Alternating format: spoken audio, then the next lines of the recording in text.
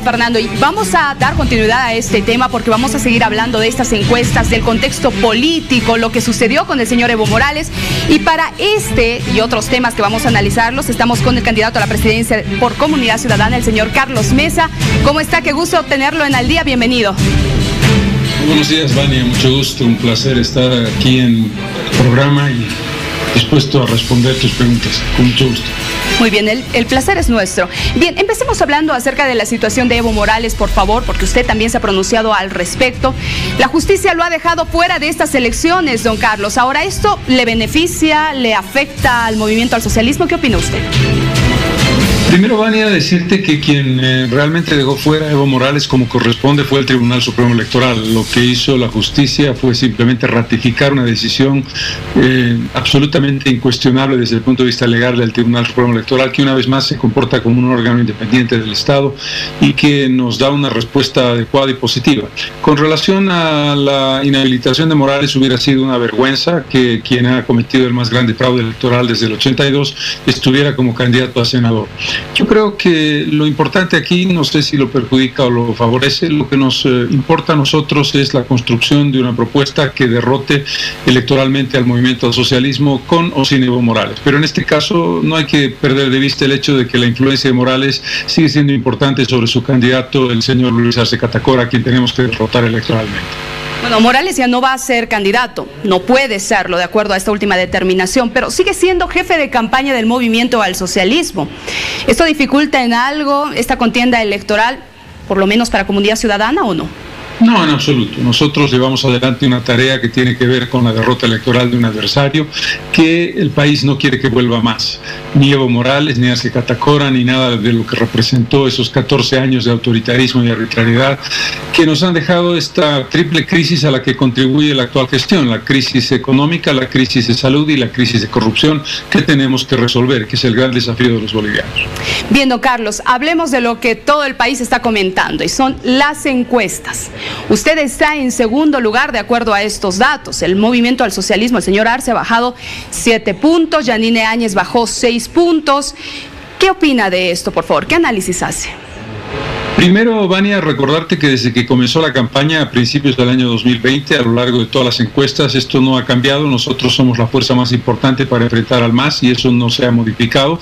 Lo que sí se ha modificado es que nuestra diferencia con nuestros otros adversarios ha crecido de manera significativa y en ese contexto creemos que está claro que nuestra fuerza, igual que el año 2019, será la única que tenga la posibilidad de tener éxito electoral y como ocurrió el año pasado, la propuesta por una parte que tenemos con mucha coherencia con un programa que se llama Soluciones y el día después va a ir imponiéndose sobre la base de lo que son nuestras soluciones y lo que son nuestro espíritu de Estado y nuestro espíritu de responsabilidad con el futuro. Ya tenemos en pantalla justamente estos resultados que hemos mostrado en esta encuesta. Ahí está, usted lo está viendo. Cierto, usted se ha mantenido, bajó solo 1,2 puntos en comparación a otras encuestas, pero mantenerse es suficiente, señor Carlos Mesa. El MAS baja, Juntos baja, pero Comunidad Ciudadana no sube. ¿Por qué? ¿Dónde se fueron estos votos que perdió el señor Arce, que perdió la señora Áñez? ¿Dónde están? ¿Por qué no aumenta Comunidad Ciudadana? Bueno, mi rol hoy día no es el de ser analista político, me encantaría hacer un análisis político desde fuera, pero soy parte interesada. Yo quiero recordar que el 2019 más o menos la misma pregunta me la hacían hacia el final de la campaña, también en el mes de septiembre del año pasado, dónde estábamos y qué iba a pasar. Y el resultado fue que con fraude obtuvimos el 35% y sin fraude probablemente 40-42%. El escenario se va a repetir, el votante tiene la sabiduría suficiente como para construir la unidad del voto. Esto es un proceso que se va consolidando y que va definiendo posiciones a medida que nos vamos acercando al final. Los indecisos tendrán que decir su palabra y la dirán, por supuesto, y queremos que la dirán hacia nosotros. Justamente ahora ese es el tema que vamos a abordar, el porcentaje elevado de indecisos que hay en el país. Tal parece que estos votos que han perdido Áñez y también el señor Arce se fueron a estos indecisos, ¿no? Ahora, ¿qué va a hacer usted para poder seducir este voto, para poder lograr que este porcentaje elevado de indecisos en el país vote por usted? ¿Qué lo va a diferenciar del resto de los candidatos, don Carlos? Propuesta, propuesta y propuesta. En la propuesta de salud, nosotros tenemos 4 respuestas muy claras que tienen que ver con más médicos, más equipamiento, pruebas en serio, después de esta vergüenza del desconocimiento sobre el número de fallecidos del actual gobierno, eso es más importante que nunca, y establecer un tercer elemento que tiene que ver con prepararnos para la vacuna y su difusión, y después el cumplimiento de nuestro compromiso del tratamiento gratuito contra el cáncer. En el tema económico hay que respaldar a los sectores generadores de empleo y sobre todo apoyar a las pequeñas y microempresas, y desde luego no podemos seguir tolerando que la corrupción sea un elemento básico del funcionamiento del Estado. Las propuestas, las cosas positivas, lo que nosotros estamos ofertando desde una perspectiva de seriedad, de responsabilidad de Estado, que venimos repitiendo y que vamos a cumplir. Este es el punto fundamental de nuestro objetivo y de nuestra expectativa positiva con relación a la elección. A ver, don Carlos, le muestro este gráfico también para que vayamos viendo un poco cómo se está pintando el mapa con relación a los colores. Así se pinta Bolivia justamente con los resultados de estas encuestas. Usted puede observar que tenemos claramente al señor Arce, que estaría liderando en 6 departamentos, Yanine Áñez en 1, el señor Luis Fernando Camacho en otro y usted en 1.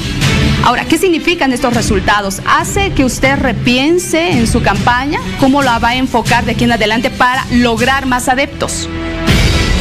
Lo que tú me estás mostrando es una fotografía de una encuesta. Hay otras encuestas y respeto esta que ustedes han hecho, pero quiero decir que también hay otras que dan resultados distintos, pero no importa. Nosotros, el resultado nos coloca en la responsabilidad de trabajar sobre aquello que es nuestro programa de gobierno, trabajar sobre aquello que es ¿qué es lo que espera el ciudadano de un candidato presidencial?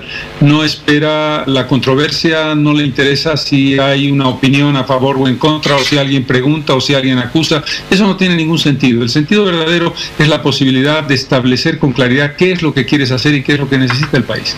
Tenemos claro que el país necesita resolver la crisis económica, la crisis de salud y sobre todo la crisis de corrupción, porque resolver la crisis de corrupción es la posibilidad de dar respuestas reales a las otras dos crisis. A ver, don Carlos, ¿usted está consciente que con los votos del exterior y capitalizando también estos votos de los indecisos, parte de ellos, podría ganar el MAS en primera vuelta? ¿A usted le acecha ese temor? ¿Tiene ese temor de esa posibilidad o no? Si tú analizas la potencialidad de voto del señor Arce y la potencialidad de voto del señor Morales el año pasado, la situación del señor Morales era infinitamente mejor que la del señor Arce hoy, y sin embargo no pudo ganar en primera vuelta e hizo un gigantesco fraude. A mí lo que me asustaría es no tener cosas que decir, cosas que hacer y propuestas que desarrollar. A mí lo que me asustaría es no tener la posibilidad de convencer a los indecisos que van a ir a la tienda política de Comunidad Ciudadana, porque además hay una evidencia que está fuera de toda discusión, Vania. Más del 60%, pero con claridad absoluta de los votantes, no quiere que vuelva el MAS. Por lo tanto, la posibilidad de primera vuelta no existe para el MAS. Ahora, ¿usted considera que Yanine Áñez y el señor Luis Fernando Camacho, que están detrás de usted, deberían declinar de sus candidaturas? ¿Usted cree que es el centro o el eje articulador del resto de los partidos políticos para hacerle frente al movimiento al socialismo? ¿Cree que sea viable, que sea posible esto? Dos cosas. Primero, la decisión de la presidenta y del señor Camacho es una decisión intransferible que ellos tomarán. Yo no voy a hacer porque soy parte interesada. Quien les va a pedir que se bajen o continúen, ellos sabrán en conciencia y en función de sus valores democráticos lo que deben hacer. Segundo, nosotros nos consideramos la articulación del votante. Esto es lo más importante. Más que la articulación de la política, hoy es la articulación del votante, el voto que consolide la unidad de una candidatura fuerte. Nosotros buscamos tener una bancada poderosa, porque una bancada poderosa es fundamental para poder llevar adelante gobernabilidad. Y si no la consiguiéramos, no tengas la menor duda de que nuestro espacio, nuestra capacidad de diálogo, nuestra voluntad de ir adelante en alianza con quien cree en valores como nosotros, no hay ningún problema, lo vamos a hacer. Usted se ha referido a una bancada poderosa. ¿Cómo lograr esto? A ver, quiero mostrarle también cómo se iría configurando la Asamblea Legislativa a propósito de ello, ¿no? Ahí tenemos en pantalla justamente la distribución de senadores, el Movimiento al Socialismo 18, Comunidad Ciudadana 11, Creemos 2 y también tenemos parte de Juntos, ahí está con 5.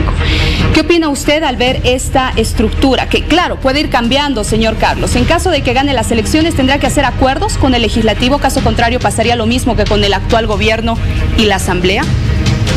Si me permites la observación, con todo respeto a la campaña, a la encuesta, tú sabes perfectamente que hay dos tipos de resultado en función del número de encuestas realizadas. El resultado nacional, que tiene un margen de error razonable, que es un margen pequeño, que por lo tanto es un resultado muy ajustado a los datos objetivos, pero los resultados departamentales son terriblemente vulnerables y son muy amplios en su margen de error. Por lo tanto, los datos que aparecen en pantalla, que tienen que ver con el análisis departamento por departamento, son más complicados. En consecuencia, yo preferiría quedarme con los resultados generales y no hacer una evaluación sobre esa presunción que tiene esta posibilidad de error, no porque esté mal hecha, sino porque así es. Cuando tú vas ajustando y achicando el escenario para definir, por ejemplo, la representación en el Senado, puedes tener complicaciones. Por eso le digo que esto puede ir cambiando, ¿no? Puede ir variando de acuerdo a esa configuración que usted señala. Don Carlos, ¿pero van a ser necesarios estos acuerdos?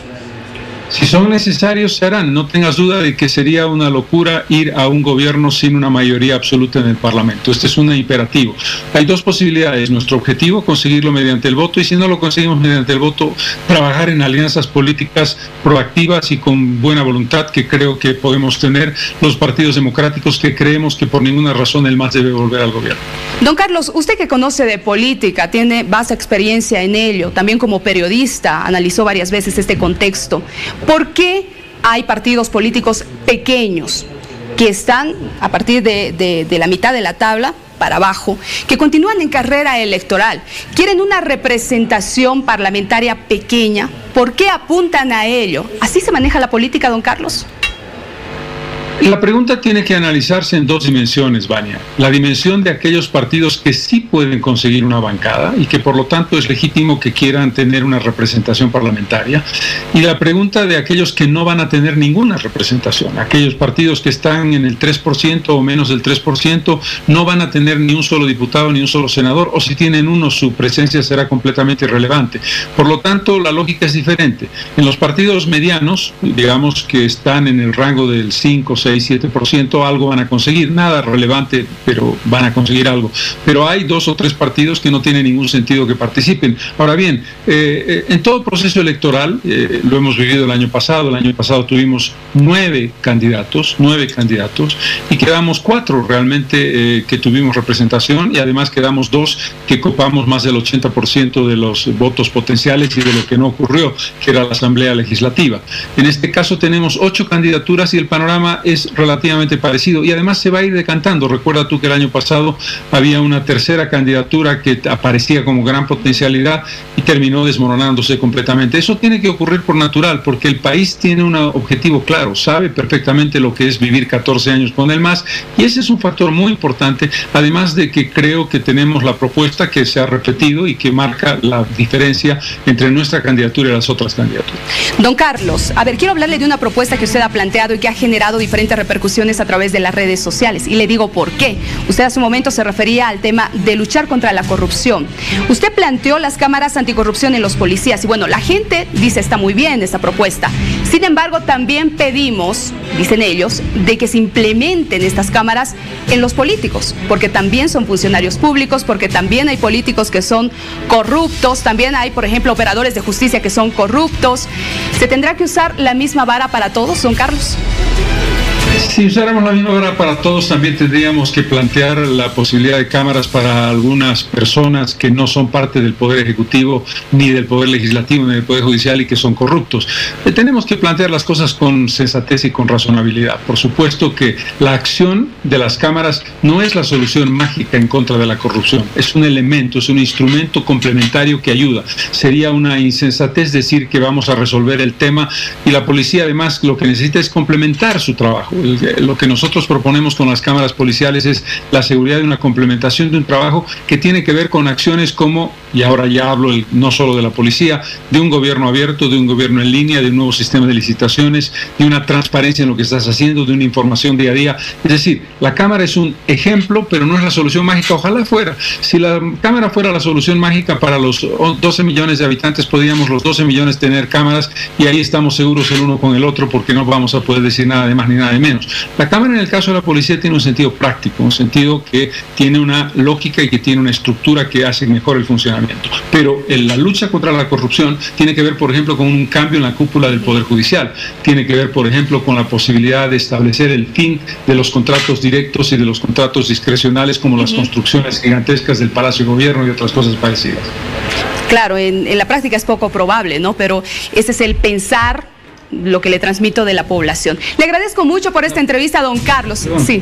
Te decía eso, yo respeto muchísimo el punto de vista de la población y lo que es importante es que si tú le haces una explicación en detalle, la población que es sabia inmediatamente va a distinguir una cosa de la otra. Claro que sí, don Carlos. Es, como siempre, un gusto, un placer conversar con usted. Seguramente vamos a estar también analizando otros temas en próximas oportunidades. Que le vaya muy bien. Buenos días. Muchísimas gracias, Vana. Muy buenos días. Bueno, igualmente.